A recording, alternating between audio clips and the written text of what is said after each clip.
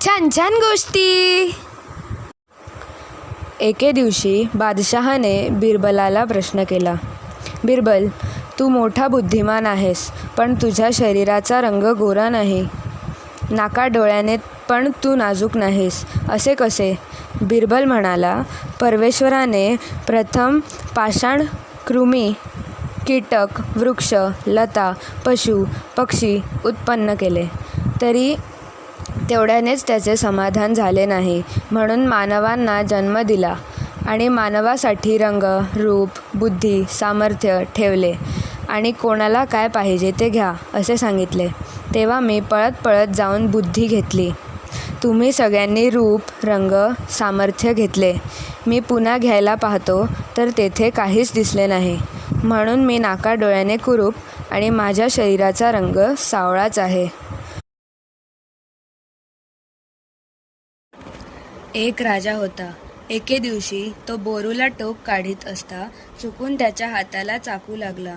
तेव्हा राजा प्रधानाला उद्देशून म्हणाला, माझ्या हाताला घाय झाले की हो. तेव्हा प्रधान म्हणाला, याबद्दल आपण तीळ मात्रही खेद करू नये. जे घडते ते चांगल्यासाठीच असे समजावे. प्रधानाच्या त्या बोलण्याने राजाला राग आला. त्या भरात तो अत्यंत संतप्त होऊन म्हणाला, ज्या अर्थी माझे वाईट झालेले पाहून तुम्हाला आनंद होतो, त्या अर्थी तुम्ही माझ्या कामाला योग्य नाही.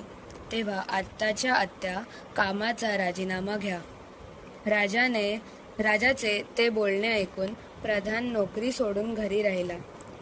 त्यावर राजाने दुसरा प्रधान नेमला. पुढे एके दिवशी राजा शिकारीला गेला असता अस्वलांची टोळी त्याच्या अंगावर धावून आली. राजा भयभीत झालेला पाहून प्रधान म्हणाला, महाराज, आपण किंचितही घाबरण्याचे कारण नाही. ज्याच्या देहाला दुखापत झाली आहे त्याला अस्वल तीळ मात्रही इजा करीत नाही. सध्या आपले बोट कापलेले आहे, त्यामुळे अस्वल आपल्या जवळ आले तरी हुंगून वास घेईल आणि निमूटपणे परत जाईल. शेवटी प्रधानाने सांगितल्याप्रमाणेच घडून आले. त्या समयी पूर्वीच्या प्रधानाने आपणास योग्य काय तेच सांगितले होते. आपण विनाकारण त्यास नोकरीवरून काढून टाकले. याबद्दल राजाला पश्चात्ताप झाला. तात्पर्य: वयाने किंवा मानाने आपण मोठे आहोत असा अभिमान न बाळगता एखाद्याने सांगितलेली गोष्ट जर चांगली असेल तर ती जरूर ऐकून घेण्याची वृत्ती ठेवावी.